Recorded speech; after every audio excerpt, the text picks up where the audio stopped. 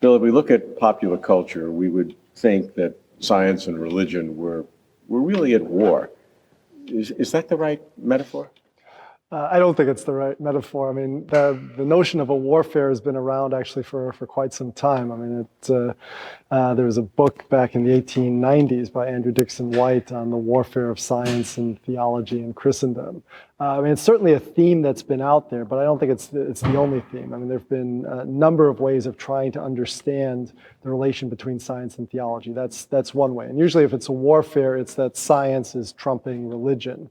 But another approach would be to say that they're complementary in some way. Another approach would be to say that they're entirely separate, that they really don't tread on each other's territory. That was Stephen Jay Gould's approach. And then there can be approaches where you just try to harmonize them, get them entirely in sync. I'm more at the point of that they can throw light on each other, but I want to also preserve the integrity of both disciplines. I mean, I get uncomfortable, for instance, when somebody looks to quantum mechanics and says that disproves or verifies the Trinity, or somebody who looks at says Genesis is teaching that the Earth is 6,000 years old, and then we've got to jettison so much of geology and cosmology. So it seems to me, though, that they can offer insights. I mean, the Big Bang was very much resisted when it was proposed, because it was pointing to some sort of beginning of the universe. I mean, the conception before that had been that nature was this eternally existing being. And so this was pointing to a beginning, and it seemed that there's a consonance there with the Genesis account, that there was a beginning to the world and what the Big Bang was pointing. And so I think that's what we're looking at more, that there's consonance, that we can get insights. But at the end of the day, if we're going to make a scientific claim or a theological claim, it needs to be made on its own terms, that there's an integrity to both fields. And so, as I said, I get very uncomfortable when fundamental Christian doctrines have to get reconceptualized because, science has shown this. I mean, science, if you look at the history of science, there are lots of science changes continually, and so you don't really want to make your theology dependent on the science, and likewise, it seems that nature has an integrity. We can follow its processes, we can theorize, and we want to be careful about saying, well, the theology is going to force us to come to some scientific conclusions.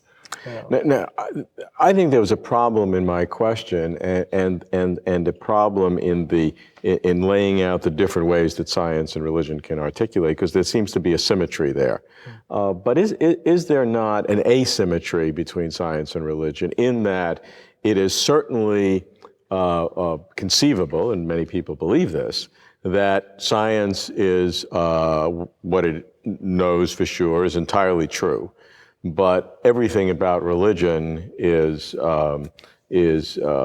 something that is made up, or is an illusion or a delusion. So religion can't say that science is all wrong. It can say maybe parts of science are all wrong, but science can say that all religion is wrong.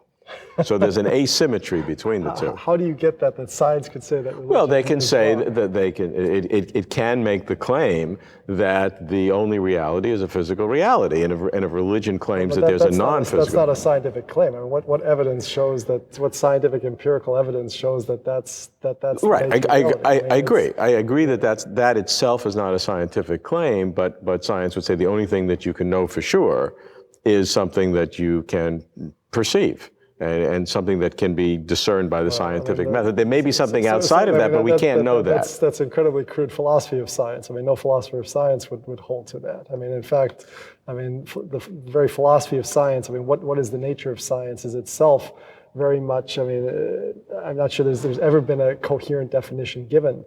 I mean, I think what I would want to say is that science, philosophy, religion, mathematics, all these different areas can make knowledge claims, can make claims about reality. All right, I think everybody would agree with that. Everybody can make a claim. Okay. But that it's knowledge. It's not just in the realm of values or taste, in the old Latin expression, de gustibus non disputanum, you can't argue about taste. Right. I like fried eggs, I like poached eggs. I mean, that's not what we're talking about. Right. I mean, is God a Trinity or is God not? Is there something? Is there a fact of the matter there? Is there some underlying reality, and which is being discussed? Right. So I think everybody would agree that all of these different ways of perceiving the world can make a claim. Now the question is, how can, and I think everybody would agree with that. Now, what's the next step that we can do that everybody can agree with? Now, I think the next step is that there are certain claims of science that everybody would agree are true. I won't limit what those are or maximize what those are. But I think there will be certain claims of science that everybody would agree are true. There are some, but but the question is how limited is that? I mean, pneumococcus bacteria causes pneumonia. Fine. I don't care how limited it is. I'm just saying that there are some claims of science that everyone would subscribe to. You're giving that. I'd say you'll find at least close to unanimity on something. On some aspect of science. However, with religion, there is no claim of religion in terms of the fact of the matter, morality and people's emotions or sociology of religion, sure. But there's no fact of the matter about religion that would have an equal claim to universal acceptance. Yeah. Is that right? That may be, but I think maybe or surely.